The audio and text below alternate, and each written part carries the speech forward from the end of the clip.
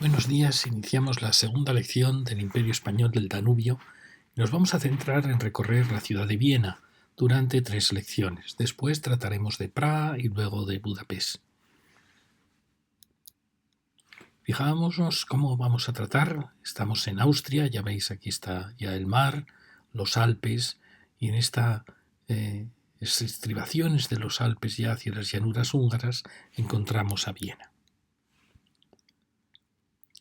Estamos en el borde del Danubio y Viena nace como un campamento romano del Imperio Romano, por lo tanto forma parte de la romanidad, al igual que Budapest, que también era un campamento romano, pero hacia el norte ya va a tener los pueblos bárbaros, los pueblos esencialmente germanos, luego ya veremos cómo serán los eslavos que llegarán y los húngaros que llegarán por el este. Pero Viena nace, por tanto, como un límite de la romanidad, donde el Danubio es la gran frontera que ayuda a defender Roma. Aquí tenemos el plano del término de Viena y fijaros cómo ha cambiado mucho, porque el Danubio antes hacía este recorrido y aparte tenía muchísimas marismas, tenía este otro brazo, bueno, todo en general en una sucesión de brazos y marismas. Entonces ya en el siglo XIX se plantea hacer este gran corte para evitar las inundaciones y el peligro del río. Luego se vuelve a duplicar ese corte con un segundo canal, de manera que queda hacia el norte un brazo antiguo y hacia el sur otro brazo antiguo, que es el que bordea la ciudad de Viena. Esto veréis que ha sido una pena para Viena porque ha perdido la relación directa con el gran río, cosa que en Budapest se ha podido mantener. Entonces, si en Budapest se ha mantenido, que realmente es más aguas abajo, es decir, más peligroso aún, nos da mucha pena que en Viena no hubo suficiente fuerza para haber ampliado este canal y haber permitido que el Danubio siguiera bordeando Viena. Aquí tenemos, fijaros el tamaño de la anchura del Danubio aquí y como ya el pequeño canal que ha rodeado la vieja Viena, dejando una zona de transición muy confusa, que es toda esta que ya parece vivir del Danubio, como una nueva Viena que vive del Danubio. Y aquí tenemos ya poco a poco nos vamos acercando. Aquí se ve muy bien en los límites de las viejas murallas de Viena, con sus ensanches, y a la ciudad romana. Fijaros cómo tenemos, el rojo sería la ciudad romana de Nieva, de Viena, y luego tenemos la ciudad medieval, que fue creciendo en torno a ella, y luego ya la ciudad del siglo XIX, ya del Imperio Austrohúngaro, con su ring, con su ronda, por así decir, sus bulevares, y que ya tenía una segunda muralla, porque ya la ciudad había desbordado la vieja muralla, y ya, bueno, fijaros un poco ya los límites de la nueva ciudad, donde el ferrocarril en parte va marcando las nuevas murallas de la ciudad. Bien, nos acercamos más hacia la ciudad romana, primitiva ciudad romana, con la ciudad medieval que, como vemos, se desarrolló sobre todo en esta dirección, una dirección sur, y que el nombre de su calle es la calle de Carintia, la calle que iba hacia Carintia, es decir, hacia el sur de Austria, ya muy cercano al Mediterráneo. Aquí tenemos lo que va a ser el Palacio Real y este el límite de la ciudad ya del Imperio Austrohúngaro. Si vemos cómo lo que fue el ring, la ronda, por así decir, el anillo que sustituyó a las viejas murallas, se fue rodeando de enormes edificios institucionales, desde la universidad, el ayuntamiento, la ópera, el nuevo Palacio Real, los nuevos museos, el Tribunal de Justicia, algún cuartel y el Ministerio del Ejército. Edificios impresionantes que van pautando lo que es el ring. Porque en el borde de esta ciudad, de la ciudad romana, lo más importante va a ser la catedral, que es el elemento más importante, y luego el Palacio Real, que bordean la ciudad. Aquí empezamos ya en las cercanías del Danubio. Vamos a empezar en el borde de ese ring cuando llega el Danubio. Fijaros que da pena que no tengamos un frente más ordenado, que no sea más ancho el río, que no esté más arbolado. Como veis, hay una gran confusión y ahí ya se ve. Basta ver la forma de los edificios, todo para descubrir que eso ya son arrabales de menos valor arquitectónico, histórico, que la Viena romana. Aquí tenemos estas torres, veis, ha habido una aglomeración y es una pena. Como veis, no es armónico ese borde. Y aquí ya tenemos el borde de ese viejo Danubio, que como vemos echamos en falta que esté más cuidado, más arbolado, más... Aquí como vemos hay edificios más modernos, quizá producto de los bombardeos aliados durante la Segunda Guerra Mundial. Pero bueno, hay un frente, hay una altura común que se va desarrollando que vamos a seguir. Hacia el otro lado, hacia Hungría, y vemos la noria del Prater, bueno, y una serie de edificios, algunos demasiado gigantescos, de una escala desmesurada, que se comen, ya veis, se comen la anchura del río. Es decir, como veis aquí, el Danubio no tiene una buena presencia. Ahí lo vemos. Pero bueno, es también un símbolo de la densidad que está cobrando, de la vitalidad que tiene la ciudad aquí. Y aquí es donde hemos empezado, donde llega el Ring, llega ese gran bulevar que en la última lección volveremos por ella y llegaremos de nuevo hasta aquí, 3 lecciones más allá. Bien, vamos a seguir el borde del río. Este borde es, por tanto, el borde de Roma contra el mundo bárbaro, contra el mundo germano. Fijaros que hay edificios, algunos anteriores a la Guerra Mundial, pero otros nuevos, de muy poquita calidad, que han alterado mucho este borde. Vamos viendo, ya veis cómo agobia mucho estas alturas, porque el río aquí es muy estrechito. Y ya veis que no hay arbolado en estos bordes, hay una cierta falta de cariño en el paseo del río. Ya veis, aquí se van amontonando, un poco sin ton ni son los rascacielos cada vez que se cruza un puente. El único rascacielos que tiene un cierto criterio es aquel rascacielos de los años 50 que marca el final del Ring, es decir, donde acaba la ciudad del Imperio Austrohúngaro. Y aquí, como veis, vamos a ir viendo. Claro, es que es curioso que es de un único sentido este gran paseo. Y bueno, ya vamos viendo que es una ronda de tráfico. Fijamos, estamos aquí, hemos empezado aquí, en este punto donde llega el Ring, y vamos, como vemos aquí hay una zona de entrada que da posibilidad de parques, también por edificios derribados, y aquí tenemos ya lo que es el núcleo romano que va envolviendo la ciudad. El verdadero núcleo romano, ya veréis, es un poquito más esta figura, pero aquí sí que tenemos el foso romano. Aquí el foso romano coincide con esta gran plaza. La catedral estaba fuera del recinto romano, pero he marcado esta segunda línea, que es una zona de influencia romana, donde han aparecido ruinas romanas, por supuesto, hasta aquí, por ejemplo. Lo marrón sería la ciudad medieval, que veis que hacia aquí creció muy poco porque había un gran monasterio benedictino, que veremos. Y crece mucho más hacia el sur.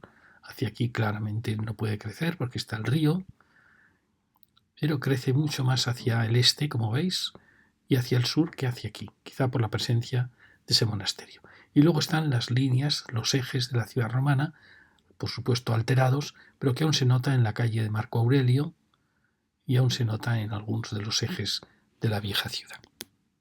Seguimos por el lado del río. Ya veis, esto, bueno, produce una cierta riqueza y este mundo germánico siempre de cables, tranvías, relojes. Ya veis que es una gran vía de tráfico la que rodea la ciudad. Por eso no acaba de ser un paseo arbolado o un paseo vital. Y ahí vemos el caos que se produce en toda la zona al otro lado del río.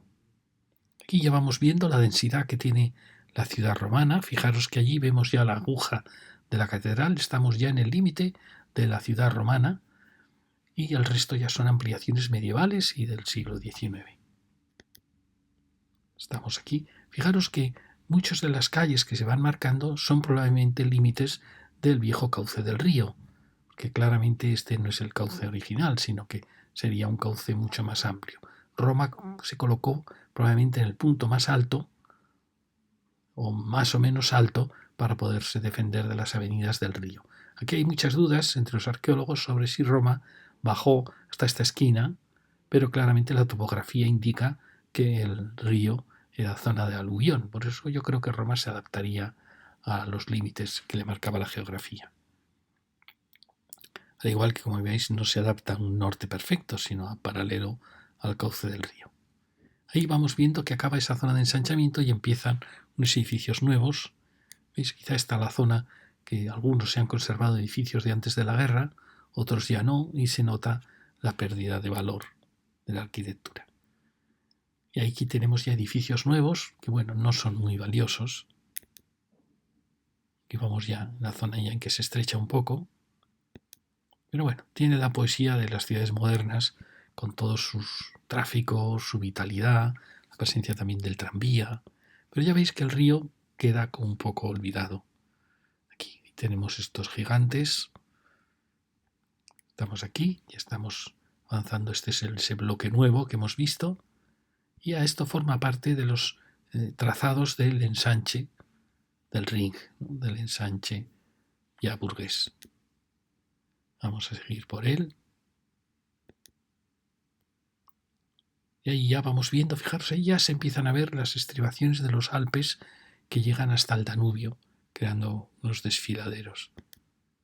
Aquí vemos un frente bastante ordenado, ya producto del ensanche burgués, que envolvió el casco medieval por ese lado. Y ahí vemos aquí edificios muy bonitos, ya veis, edificios modernos. Y ahí es la torre que marca, una torre muy bonita que marca el final de esa zona de este ensanche. Ya veis que son edificios que se adaptan muy bien por sus horizontales a los viejos bloques burgueses. ¿Veis? Son otro edificio también muy bonito, moderno, que completa estos espacios. Ahí vemos los dos edificios modernos que han aparecido aquí, porque aquí hay bloques más austeros y otros que han sobrevivido a la guerra. Y la pena es que está envuelta en anuncios, una pena, ahora os lo enseñaré cómo es, porque aquí llega ya el ring. Es decir, aquí acaba, por así decir, los límites de esa ciudad en parte medieval, aunque ya vimos que aquí el ensanche había entrado, porque todo esto era zona de aluvión del río, entonces el ensanche sí que se atrevió a ocuparla. ¿Veis? Aquí vemos un poquito cómo es esa torre, que es muy austera, pero muy bonita, y que marca el final de ese casco histórico, podríamos decir, y el comienzo del ensanche. Enfrente, fijaros que ha habido muchas destrucciones por los bombardeos de la guerra, pero bueno, van surgiendo poco a poco algunos edificios interesantes, como este, quizá este, pero en general, como veis, hay una cierta pobreza de calidad. Aquí hay un edificio modernista, quizá el más valioso de esa orilla, pero ya veis que hay una cierta confusión. No es un río que esté tratado con mucho cariño. Y luego las impresionantes pintadas, claro, que destrozan todo lo que tocan. Ahí vemos que hay edificios interesantes y que sigue una especie de ensanche, pero que no tiene por detrás el apoyo de ningún trazado. Eso es algo que nos va a extrañar mucho en Viena, y es que no tiene la fuerza, por ejemplo, del ensanche de Barcelona, y es extraño que una ciudad tan poderosa no planteara un gran ensanche. Planteó realmente solo este gran ring, que es muy bonito, pero uno echa en falta que no ordenase el borde. Aquí, bueno, aquí acabaría nuestro primer recorrido, porque luego esto lo veremos en la lección 3 de Viena. Y ahora vamos a volver hacia la zona que habíamos dejado para ir buscando la calle principal, que es, si está Roten, que es la Torre Roja, es el borde del casco romano. Luego tenemos la calle de Marco Aurelio, que es la que marca el eje de la ciudad romana, y luego el Graben, que es el foso de la ciudad romana. ¿Veis? Aquí, este es el borde de la ciudad romana, la calle Roten, se llama una torre que había aquí roja, y este es el borde, realmente el borde de la ciudad romana. Ya veréis que realmente la ciudad romana venía un poquito más atrás, pero bueno, es esa sensación. Ya veis que es una pena que no esté peatonalizada, que esté con este carril aquí, cuando es el único borde que la ciudad da al río con una cierta amplitud de un parque delantero. ¿Veis? No está bien preparado todo esto, que hay edificios nuevos de poco valor. ¿Veis? Es una pena. Hay un parking, pero está como sin... Ya veis que está sin... Aquí hay edificios nuevos de después de la guerra, de muy poco valor, porque aquí vamos a ver que está ya San Ruperto, uno de los santos que venía de Salzburgo. Y ahí vemos el edificio que hemos visto antes, zonas que se fueron destruidas durante la guerra. ¿Veis? Aquí está la que se considera la iglesia más antigua de Viena, que era una iglesia que está en una especie de fortín, que venía un santo de Salzburgo, los que traían la sal de Salzburgo a la ciudad de Viena. Y es un fortín que escapaba un poco de la ciudad romana. Luego lo veremos, ¿ves? La Ruperkirche, que está aquí, porque la ciudad romana, en mi opinión, el límite podía estar probablemente aquí, y aquí tenía ese castillo donde está hoy la iglesia de San Ruperto.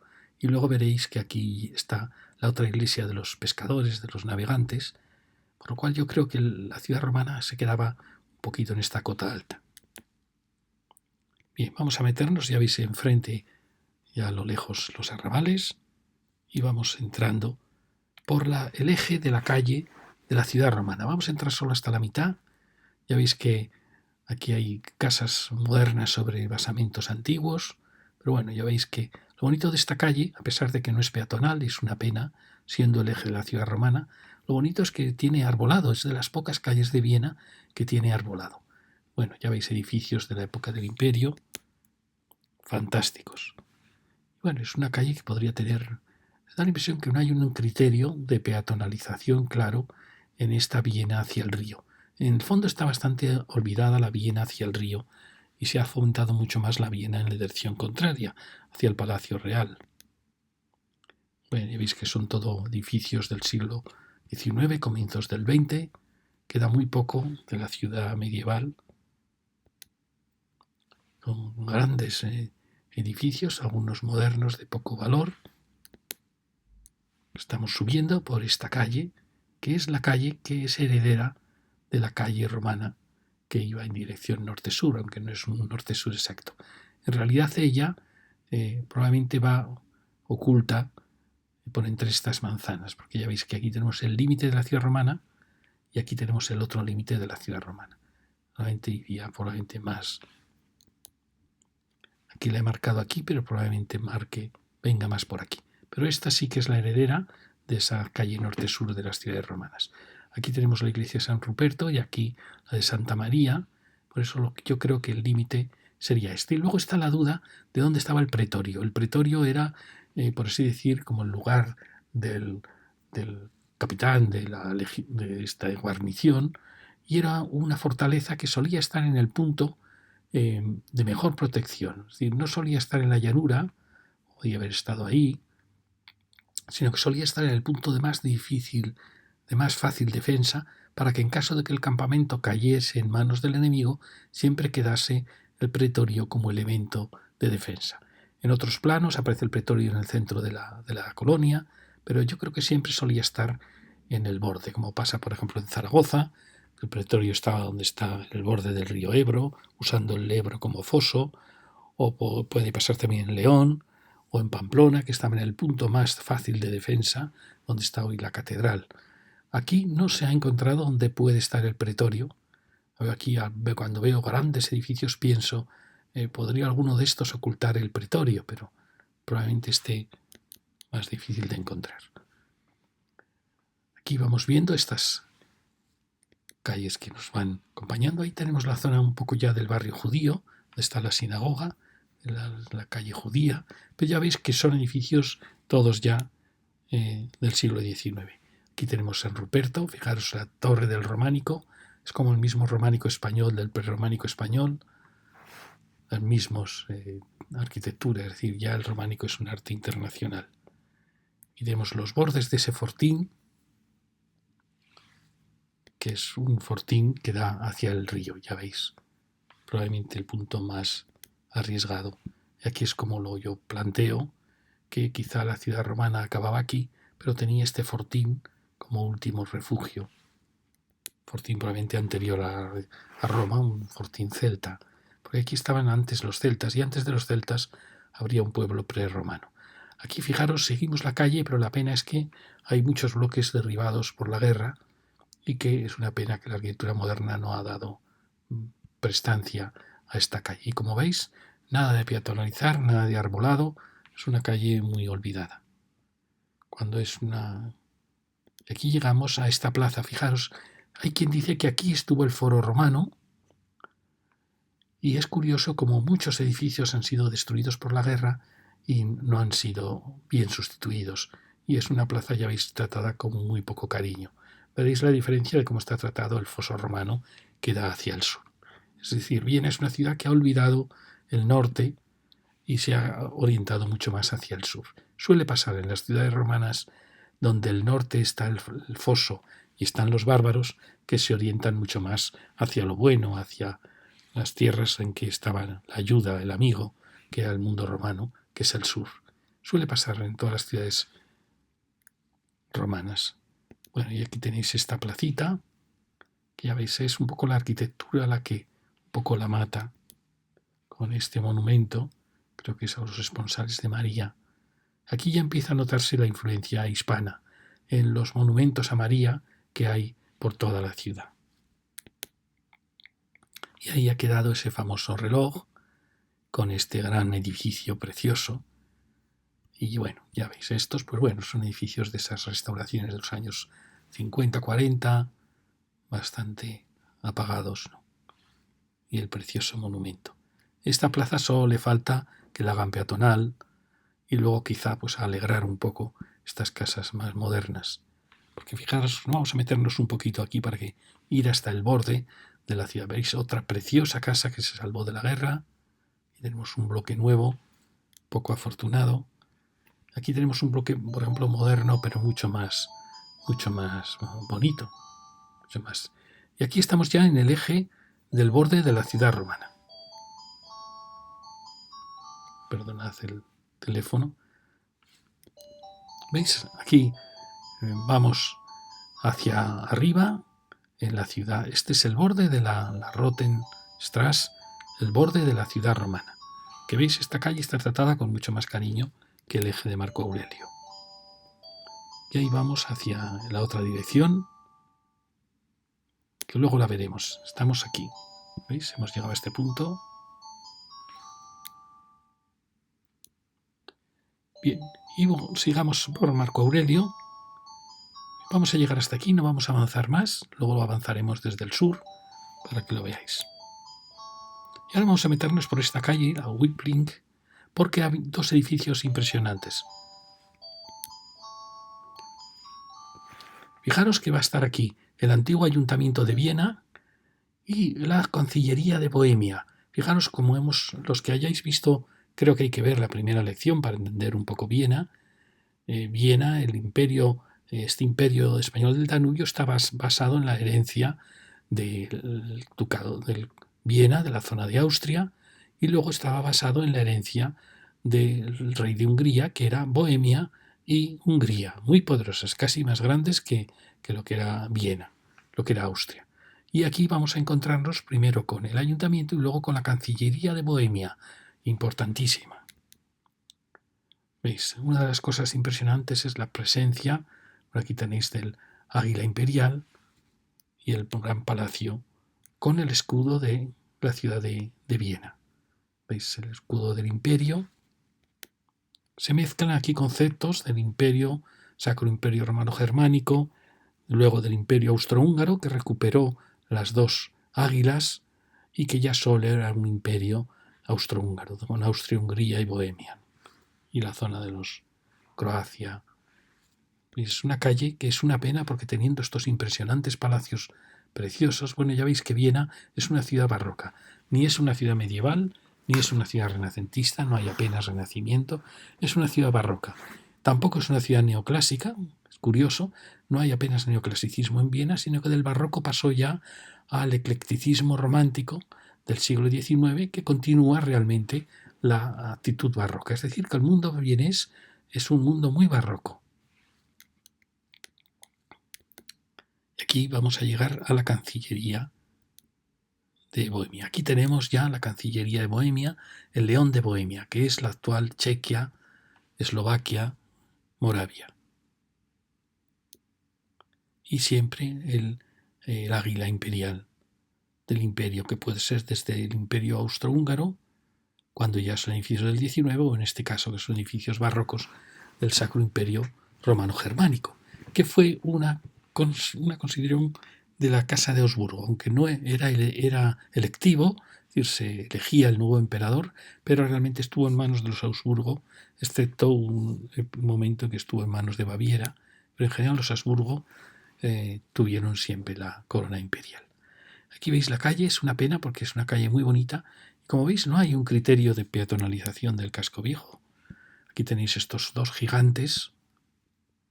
Pensé yo si el pretorio podía ser este edificio que luego ha pasado a ser el ayuntamiento, porque muchas veces los pretorios romanos son heredados o veces por el obispado, que hace ahí su catedral, o en este caso podría ser por el ayuntamiento. Es decir, que sería muy lógico que aquí debajo esté el pretorio romano. ¿Por qué? Porque llegaría el eje de la vieja ciudad romana, llegaría justo en su centro. Por eso este eje no continuó, sino se creó este eje Marco Aurelio, y esto haría ver que la muralla romana estaba aquí, en este borde. Sí, creo que esto podría ser perfectamente el pretorio. Vamos a seguir. Bueno, aquí os marco un poquito. Lo que va a aparecer ahora es cuál puede ser el borde de la ciudad romana. Aquí teníamos la iglesia de San Ruperto, y aquí vamos a tener la iglesia de María, que es la iglesia de los navegantes del río, de los pescadores, y que es curioso como estas dos iglesias están en el borde de la ciudad romana.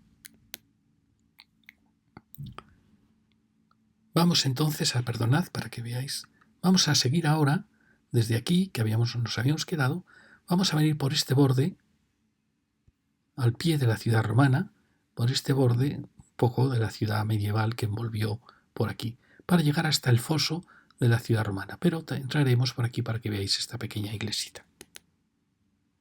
¿Veis? Esta es la calle que va subiendo en diagonal. Va subiendo en diagonal para ir al río, pero se va alejando del río. Va subiendo a los pies de la ciudad romana que viene un poco más alta. Ya veis que hay confusión en Viena sobre qué zona está arbolada, qué zona está sin arbolar. Y toda esta zona está poco cuidada. Ya lo veis que está un poco descuidada. Aquí hay edificios nuevos, de muy poco valor, y los impresionantes edificios. Claro, es una ciudad, ya veis, maravillosa.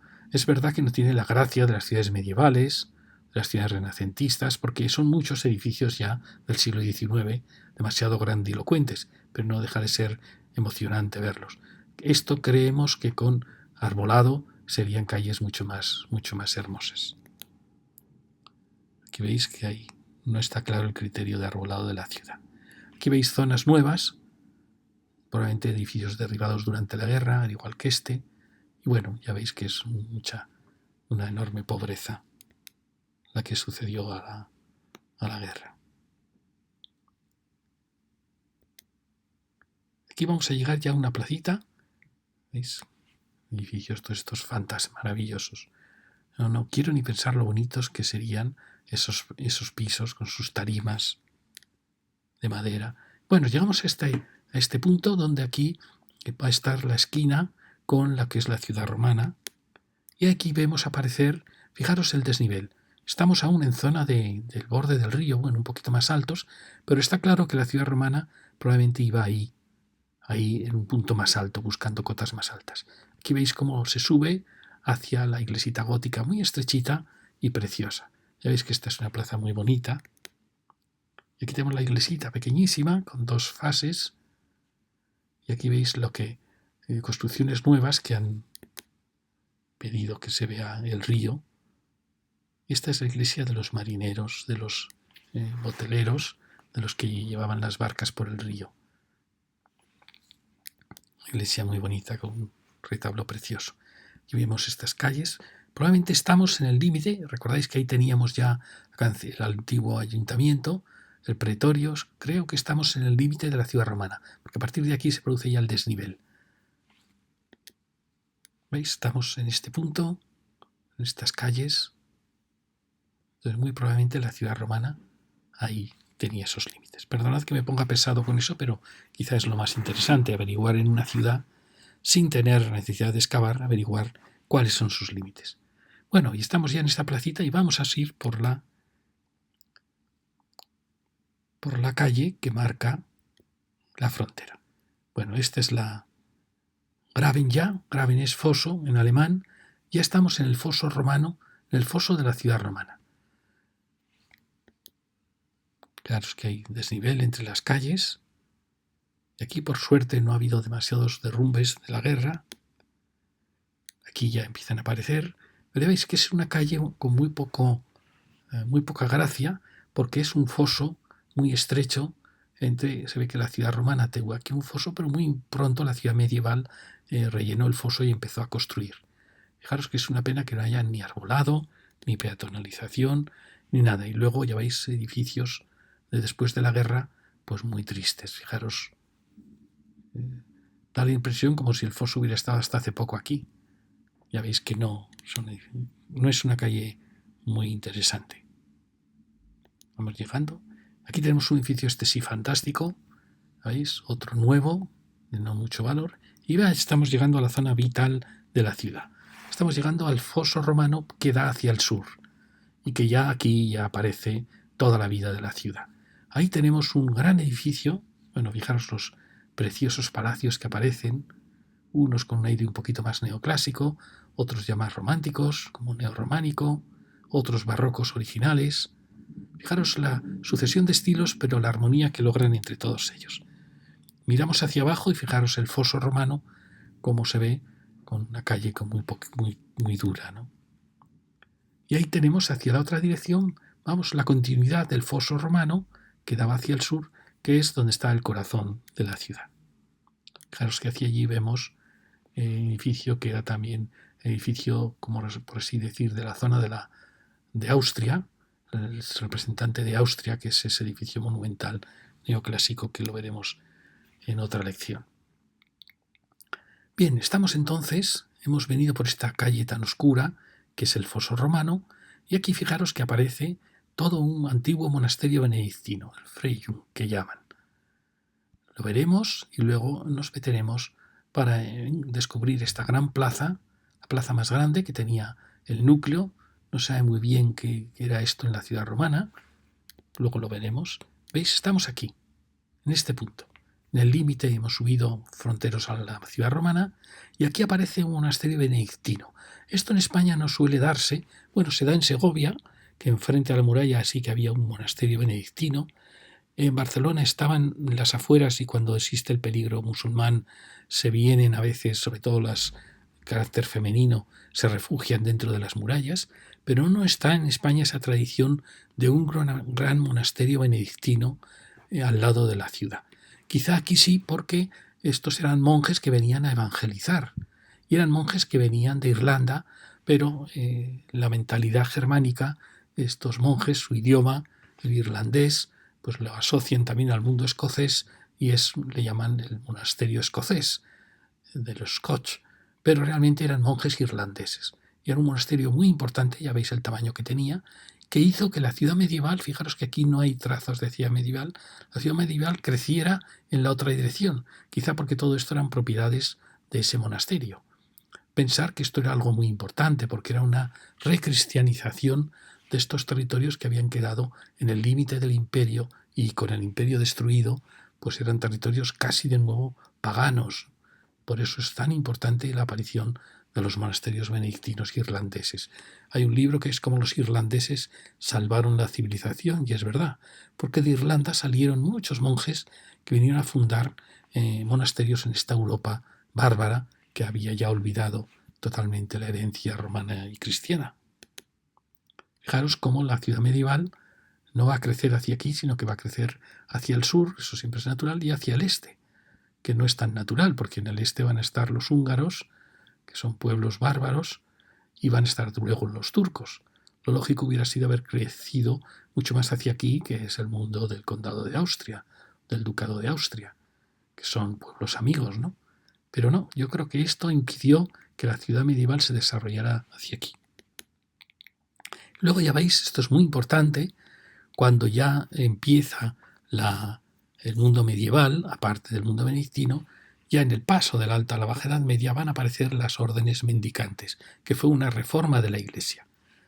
Entonces van a aparecer los franciscanos siempre, y los dominicos y los agustinos.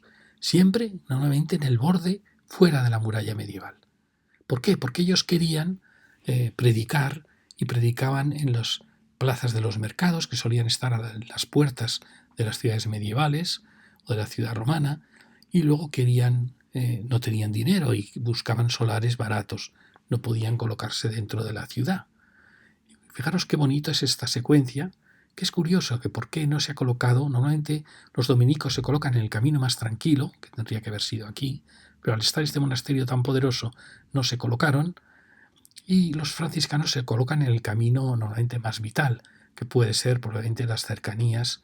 Lo lógico hubiera sido haberse situado en las cercanías del camino de Carintia, pero bueno, aquí se coloca en el camino un poco de Hungría, pero normalmente no compiten en el mismo lado de la ciudad, pero aquí se ve que compitieron por dos caminos distintos, porque la gente salía y les daba las limosnas, oía sus predicaciones, y los agustinos en cambio se colocan en puntos normalmente menos importantes que dominicos y franciscanos, pero también a veces en el borde de la ciudad o a veces justo pegados a la muralla. Antes, por supuesto, ha aparecido estas iglesias cristianas y la catedral, por supuesto, dentro de lo que es la ciudad medieval. Estos conventos ya marcan una de las fases finales de la Edad Media. Ellos darán origen al gótico, porque son órdenes nuevas que quieren renovar una iglesia que había quedado ya muy caduca, dominada por los benedictinos, por las viejas estructuras de la iglesia. Bueno, si vamos aquí en el Freyung, vemos estos preciosos palacios y el convento escocés o irlandés, como queráis, que por supuesto no queda nada de ese primitivo convento prerrománico, románico, y bueno, ha sido transformado, ya veis, en el barroco, con fantásticos edificios que lo van envolviendo. Ya veis, con grandes palacios del barroco, se ve que era un punto muy, muy importante de la ciudad y por eso se sitúan aquí. Y aquí tenéis la zona de la propia abadía, que tendría sus monjes, su claustro, ya veis, con un estilo ya neoclásico casi. Es decir, es una suma de estilos. Y la abadía escocesa o irlandesa benedictina, que formó un colegio, y aquí vamos a mirar ya, de nuevo hacia la ciudad romana, por el borde de ella. ¿Veis? Me aparece aquí un hotel fantástico, precioso, que curiosamente formaba parte de la iglesia de los jesuitas. Aquí había una iglesia carmelita, que los jesuitas la adquieren, y los jesuitas tenían la obligación, las órdenes, de colocarse en el centro de la ciudad. Así como dominicos y franciscanos se colocan en las afueras, porque no tienen dinero y realmente quieren hablar a los comerciantes, a los que salen por las puertas, los jesuitas no, los jesuitas mucho más tarde, ya es el Renacimiento y el Barroco, tienen que colocarse en el corazón de la ciudad, o bien comprando casas o comprando viejas iglesias, porque su presencia debe estar. Fijaros que los jesuitas va a ser la obra, es una orden militar, por eso se llama compañía, fundada por un militar que fue San Ignacio, y su labor es defender al Papa, defender el catolicismo frente al protestantismo. Por eso tan importantes en estas zonas de frontera, porque casi la misma frontera de Roma con los bárbaros va a ser la frontera del catolicismo con los protestantes. Los protestantes, en el fondo, recuperan una manera de entender la religión propia de pueblos bárbaros, una manera patriarcal, donde no admiten a la mujer, por eso no admiten a la Virgen, y tampoco quieren a los santos. Es una religión que se parece mucho al Islam. Es un paso a una religión, un cristianismo más abstracto que el catolicismo. Es una cosa fundamental porque va a llevar a Europa y a esta zona a guerras tremendas, como os contamos, la guerra de los 30 años, la guerra entre protestantes y católicos, las guerras que antes tuvo que afrontar Carlos V contra los protestantes. Han desgajado Europa. Esta es una plaza muy bonita, nadie sabe por qué. Es curioso que cuando los primeros Babenberg se les encarga de defender Viena, instalan aquí su castillo, por lo cual yo creo que aquí tuvo que haber en el mundo romano algo importante en este espacio. No es posible que sea el foro porque está muy en el borde de la ciudad, pero algo debió existir aquí. Ya veis que hay edificios antiguos, muy bonitos, ampliados, edificios fantásticos, Vamos a ir viendo. Fijaros qué bonita esta plaza, se ha conservado aparentemente muy bien, o ha sido restaurada muy bien. Bueno, aquí tenemos los jesuitas. Los jesuitas tenían su iglesia, tenían su colegio, tenían su casa profesa, es decir, tenían muchos edificios en las ciudades diferentes para sus distintas funciones. Es un edificio, como veis, con esta escalinata, muy italiano, muy romano, y siempre el mundo jesuita es un mundo del Renacimiento. Y es curioso este gran hotel a su lado de lo que fue probablemente parte del convento jesuita, al igual que todos estos edificios. Y aquí, como siempre, muy español. Bueno, esto es ya una de las huellas españolas, los jesuitas, por supuesto. Y luego las columnas de la Virgen, dedicada a la Inmaculada Concepción de María, que es un dogma que España siempre defendió y que fue levantando columnas en Italia dedicadas a la Virgen, y luego de ahí pasaron al Imperio Español de Austria. Ya veis la Virgen, preciosa, columna preciosa, y justo en la plaza dominada por la iglesia jesuita. Es muy bonita. No sé si realmente este es San Ignacio y este sería San Francisco, pero no estoy seguro.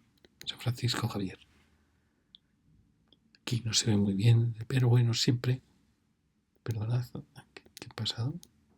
Ay, perdón. Aquí tenemos el otro edificio. Perdonad. Fijaros, este es un edificio de los que hablamos, de Carlos VI, ese rey que fue también un rey de España unos años, que quería heredar el imperio español de los Austrias, por ser nieto de un monarca español. Fijaros qué edificio tan fantástico, casi ya neoclásico, este gran arco. Tanto Carlos VI, ahí tenemos esperando Carlos VI, el que habría sido rey de España, que se casó en Barcelona y fue rey de los aragoneses, catalanes, valencianos durante un tiempo. Hizo también la fachada, era muy constructor, hizo la fachada de la Catedral de Valencia, para que os hagáis una idea. Bueno, tenéis el escudo de Viena y la corona imperial del Sacro Imperio. Después de la Guerra de Sucesión, al morir su hermano, pues él hereda el trono de Austria y se marcha, abandona España. Hubiera sido muy interesante que se hubiesen unido los dos imperios hermanos, pero por supuesto Inglaterra ni Francia que no hubieran dejado. Bueno, ahí vemos que ahí sí que ha habido unos derribos por los bombardeos en ese edificio, pero bueno, como veis, es una plaza muy vital. Y nos metemos por ella para llegar a otra pequeñita plaza donde estaba el mundo poco judío, donde está el monumento al Holocausto y el Museo Judío. Ya veis, es una plaza muy bonita. Y a esta plaza da la Cancillería de Bohemia que hemos visto antes, que si la veíamos antes en una calle muy estrecha, ahora aquí da a esta gran plaza. Es decir, el mundo checo estaba aquí representado con un gran Cancillería. Luego veremos que el húngaro también tenía un gran edificio en otro lado. Aquí vemos a Lessing, la estatua hacia Lessing. Ya veis que es una plaza muy bonita. Fijaros qué poco arbolado hay en Viena. Muy poco arbolado en su casco histórico. El gran escudo y el monumento al Holocausto y el museo judío que está allí. Y ahí vemos ya otra de las calles. Estamos aquí para que os hagáis una idea. Esta es la placita y esta es la otra gran plaza que hemos visto. Fijaros que esta es la ciudad romana, que veis no es muy grande, ¿no? Aquí estamos muy cerca de los ejes de la ciudad romana. Y ahora vamos a seguir, perdonad para que os hagáis una idea, vamos a seguir este recorrido hasta llegar hasta aquí. Nos meteremos por aquí para llegar de nuevo hasta este punto, es decir, continuando la calle romana norte-sur, un poco desplazada, y luego seguiremos por aquí. También entraremos por aquí para llegar hasta el Palacio Real, es decir, vamos a seguir un poco primero este eje, luego este, y luego seguiremos ya por aquí hacia la catedral. Esta es esta zona ya peatonal, fijaros, preciosa, cómo ganan las calles peatonales, y es ya la zona comercial de lujo de la ciudad, comercial, de restaurantes. ¿Vais viendo? Ahí vemos la parte de atrás de la iglesia jesuita, que a veces es anterior a los jesuitas, es de cuando era de los carmelitas. ese ábside, y aquí veis preciosos palacios. Lo que tiene que ser maravilloso tiene que ser esos interiores, con esas dobles ventanas. Y fijaros, ahí se ve ya el eje del palacio real de la dinastía española. El Hofburg significa como el patio del castillo, o la corte, por así decir. Corte viene de patio también, sería la corte, el palacio real. ¿Veis? Estamos en este punto. Entonces vamos a bajar por aquí. Quiero bajar por esta calle, que se tendría que llamar Marco Aurelio, porque es la continuación de Marco Aurelio. Ya veis que también es muy edificios. No queda nada, como veis, de la ciudad medieval. Son todos edificios ya o del barroco o del siglo XIX. Pero bueno, aún así tienen tanta prestancia. Sí que sucede en estas ciudades que a veces, sin que ellos lo sepan, el Renacimiento reconstruyó sin querer, fue comprando casitas medievales, uniéndolas, haciendo un gran palacio, y sin quererlo recuperaba las antiguas ínsulas romanas, las antiguas villas romanas que eran cuadradas. Y eso a veces pasa en el Renacimiento, que al final recuperan el carácter que tuvo la ciudad romana y borran todo el resto de ciudad medieval. Aquí pasa un poco eso. Al final estos gigantescos paquebotes que parece que no se pueden adaptar a las calles es una herencia del Renacimiento, que sin querer está recuperando las parcelas romanas. Sin quererlo. Pero como veis, esta calle es una calle poco cuidada. No entiendo qué pinta en este casco, que no es muy grande, estas zonas de tráfico. Porque ya veis que ahí enseguida ya se degrada, porque no hay arbolado, no hay nada, y solo es una pena que Viena no... ¿Veis? Ya estamos en la plaza que habíamos visto antes. Muy bien. Y ahora vamos a volver a este punto. Estábamos aquí, hemos bajado hasta aquí, volvemos y vamos a ver esa calle que lleva hacia el Palacio Real. Mirad, una calle, esta sí que es muy vital, muy comercial. Bueno, ya veis las tiendas, todo peatonal, preciosa, como veis es una ciudad preciosa. Aquí ya vemos edificios que tienen estructuras probablemente ya de acero. Fijaros la amplitud de los huecos. Esta es la gran plaza que ahora vamos a ver enseguida, que es el límite de la ciudad romana y que se ha convertido en el verdadero foro, la verdadera plaza mayor de la ciudad. Pero vamos a meternos un momento por Colmark. Para algunos mercado del carbón, para otros mercado de las berzas, pero que es el eje que lleva. Y aquí sí que recuperamos el eje de la ciudad romana. Es una calle muy bonita. Fijaros que aquí se nota que hay casas más antiguas y que hubo ordenanzas que obligaban a ir ensanchando las calles. Ordenanzas ya del 19, o a veces empiezan ya en el Renacimiento, que van tratando de ensanchar las calles, pero que se quedan a medio camino. Bueno, perdonad, mirad, aquí ya hay una marca española en la calle principal y otra marca española. Fantástico. Y ahí vamos llegando hacia lo lejos, que es la cúpula de entrada al Palacio Real de la dinastía española. Y aquí tenemos ya el Palacio Real con unas transformaciones de muchos siglos. Habría esto una transformación del 19 basada en esquemas barrocos. Y aquí se ha abierto un foso para ver las ruinas romanas que hay debajo. Ya veis, no aportan mucho estos elementos de ver las ruinas romanas, pero bueno. Aquí tenemos este gran inicio del Palacio Real con la Escuela de Equitación Española. Luego lo iremos viendo. ¿Veis? Aquí tenemos dedicado a Francisco José, ya es el Imperio Austrohúngaro, heredero del Imperio Romano-Germánico. La iglesia de San Miguel, es curioso, era la iglesia de esta dinastía, San Miguel Arcángel, y era la capilla, realmente la iglesia del Palacio de los Reyes, de los emperadores. Y es muy bonito que esté bajo la advocación de San Miguel de un arcángel. Aquí tenemos una casa muy famosa de Adolf Loos, de los que inician lo que va a ser el racionalismo o el Art Deco, una casa fantástica que se estudia mucho en todas las escuelas de arquitectura. ¿Veis? Es una plaza ya más dominada por el Palacio Real, que aquí lo tenéis.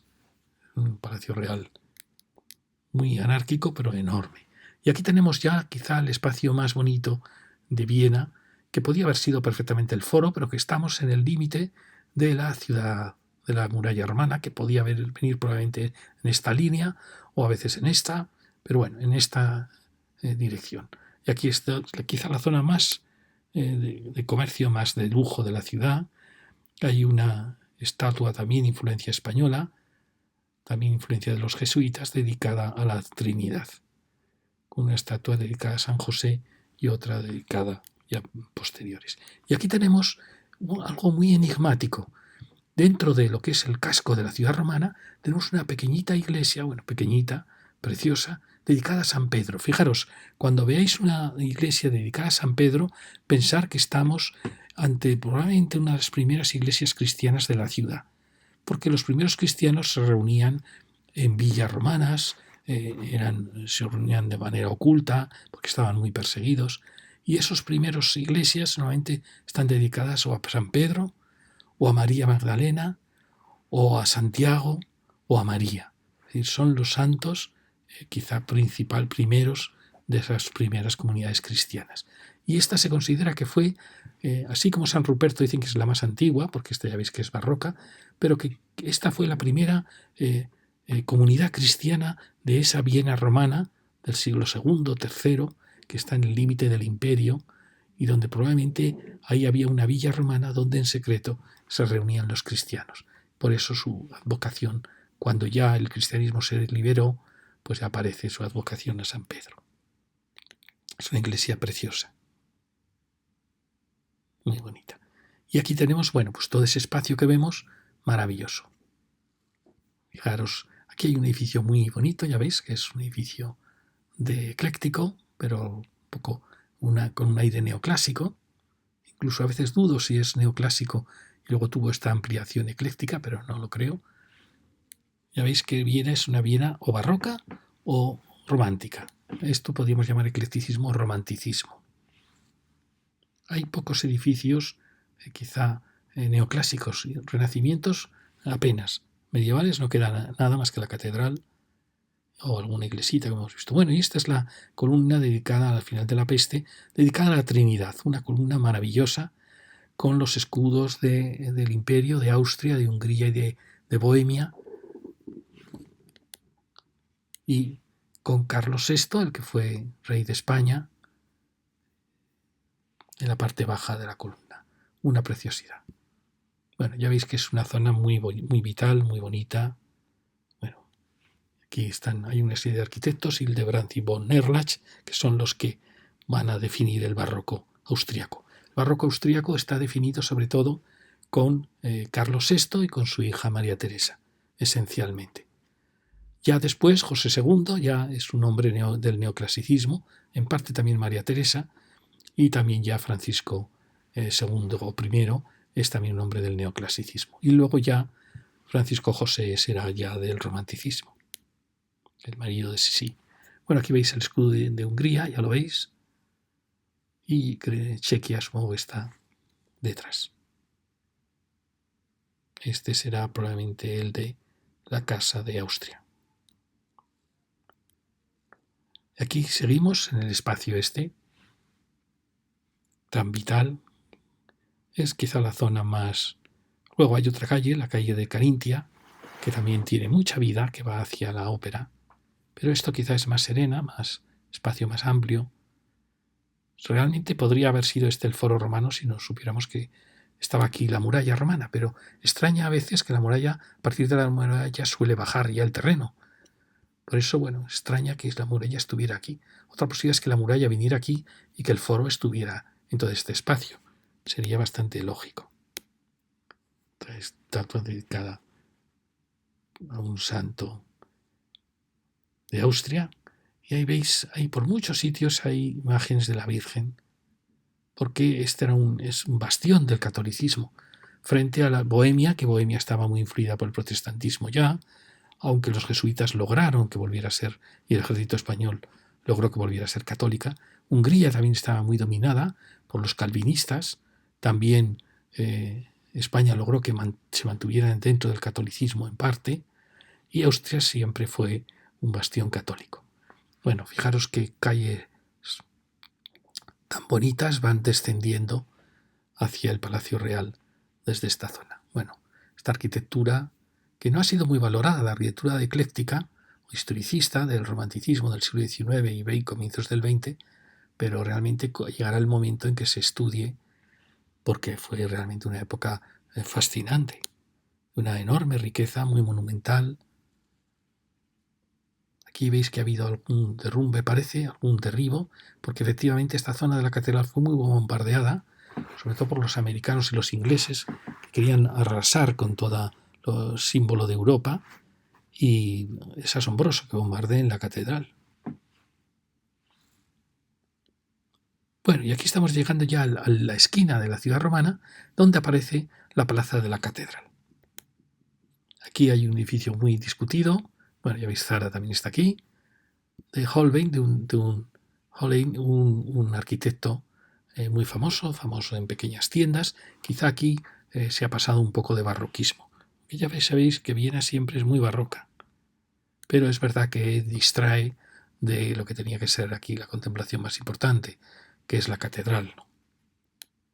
Fijaros, la catedral de San Esteban, no sé por qué San Esteban, es curioso porque también en Budapest el santo es San Esteban.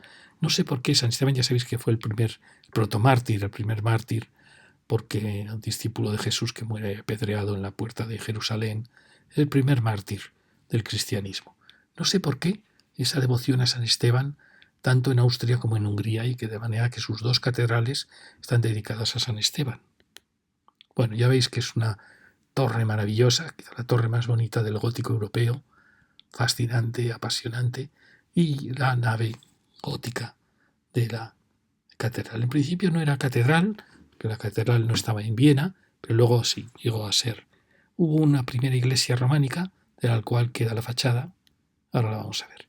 Si vamos por detrás, es curioso, aquí aparece un ailanto, ese árbol que es muy español, lo que vino de la India, lo encontramos por toda España. Aquí vemos el borde de la ciudad, ya veis que es un espacio muy bonito, peatonal, los ábsides, y vemos el frente, ya veis que este ha sido un poco pretencioso, ¿no? Un poco querer llamar la atención. Y eso no se debe hacer cuando tenemos delante un monumento como este. Aquí están las vísceras de todos los emperadores de esta dinastía española. Los corazones están en San Agustín y sus cuerpos a partir de una época están todos en la cripta de los capuchinos, que veremos en la siguiente lección. Ya veis que aquí hay restos preciosos de la primera iglesia románica, que tiene dos torres, es lo que queda de la iglesia románica. Y ya veis la entrada.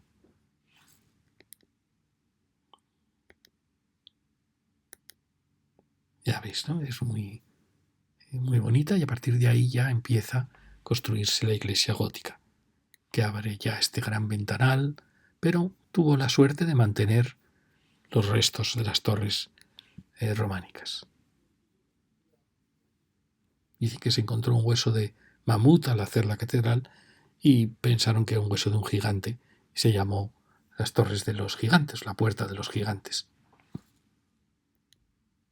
Ya veis que aquí ha habido muchos derribos en la Guerra Mundial, pero bueno, hay edificios interesantes, más o menos dignos, otros más demasiado austeros.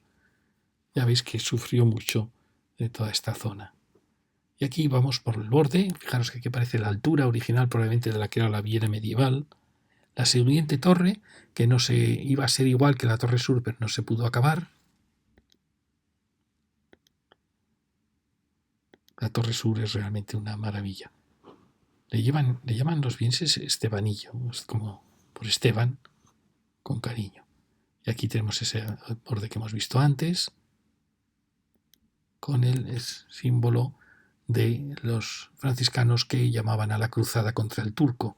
Los grandes enemigos del mundo de esta dinastía han sido los turcos y el mundo protestante y el mundo francés. Bueno, aquí vemos la preciosa catedral con el escudo de 1800, uno de los emperadores, Fernando o Francisco o Fernando I, y las torres sur y la torre norte. Ya veis que ha quedado una pieza. Y aquí vamos a bajar por la Roten, por la calle que baja.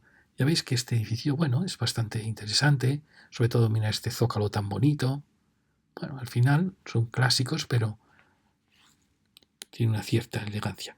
Y aquí veis la Rottentour, que es una pena, como veis va decayendo el comercio porque no han cuidado mucho esta calle. Bueno, es semi-peatonal, pero va descendiendo hacia donde habíamos visto antes. ¿Recordáis que había otro edificio nuevo?